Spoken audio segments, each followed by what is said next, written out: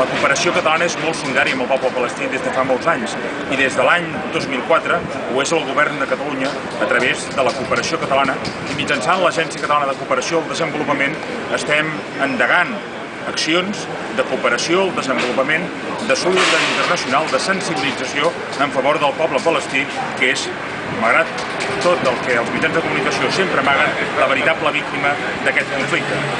Estem parlant d'una situació molt complicada per moltes persones que estan vivint en el camp de concentració més gran del món.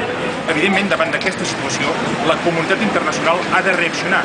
I ha de reaccionar no només per assolir la pau, que també és molt important assolir la pau, sinó especialment per defensar les veritables víctimes d'aquest conflicte, que és el poble palestí.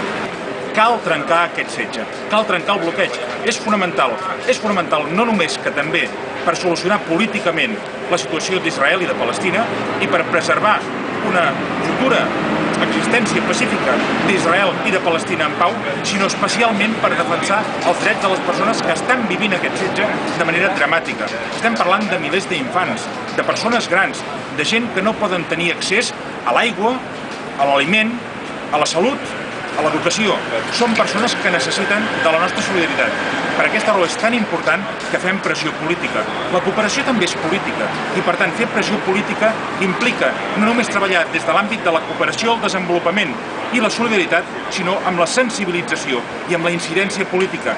Cal fer pressió als nostres dirigents perquè trenquin aquest bloqueig d'una vegada per totes i podem tornar altre cop als actors de cooperació, als actors humanitaris, la cooperació catalana, a treballar en una situació de normalitat a Gaza, a Cisjordània i a tot Palestina.